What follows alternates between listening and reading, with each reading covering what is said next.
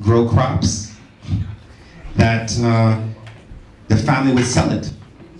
And they had a storefront in the front of the property.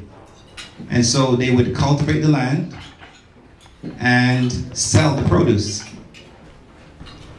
And so this young man gets an opportunity to come to America and works 15 years at Domino's Sugar.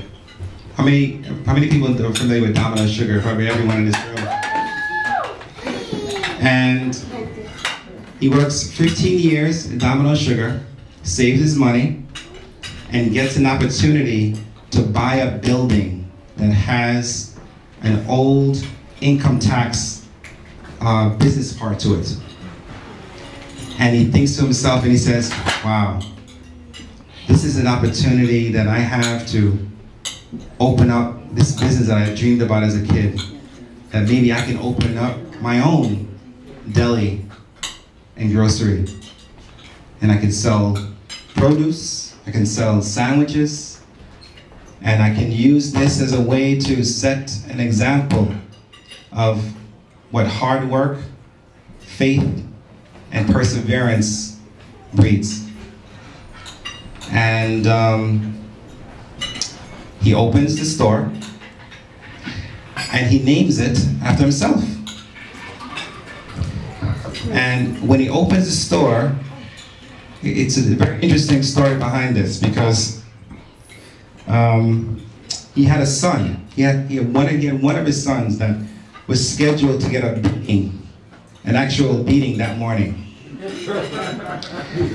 And I don't recall what the son had done, but the son did something. And when he was summoned to come downstairs, he knew that that was the time that the beating would occur.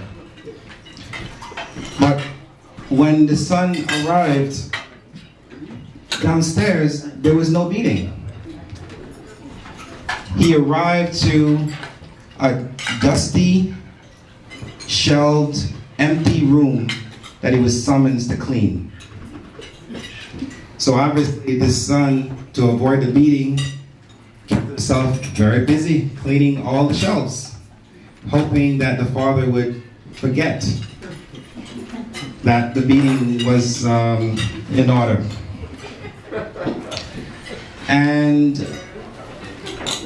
that after all of the cleaning, the father says to the son, okay, we're gonna open up a family business. And we're gonna start selling candy for 1 penny. And we're gonna start selling tomatoes, and your grandfather is coming to build a wooden counter, and your uncles are coming to help to nail them together. And we're gonna name this business Glen Deli and Grocery. So that little boy who was scheduled to get wasn't me, and the man who was scheduled to give the beating was my dad. And what he contributed by making that decision became the most inspirational part of our entire family. He acknowledges, because I've told him time and time again, that I thank him for setting the example of what a man, or how a man should live, how a man should provide for his family, and most importantly, set an example of how someone who doesn't have much of anything could make something so great. So I intentionally stretched out this story because he's not aware that he is a recipient of the award this evening. So just that he can prepare himself mentally, that when I call him forward, he doesn't shake in his boots and repent for the beating that he never gave that transformed not just my life, but the entire life of my family, my children's family, and the legacy of families that will live forever as a result of his efforts. So, without any further ado, I'd like to welcome Mr. Glen Ramsay Sr., my father.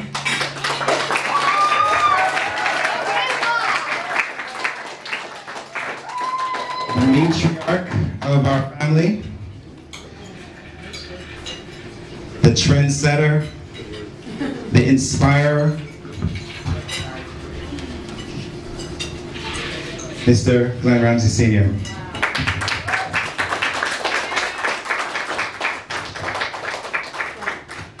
Anne-Marie?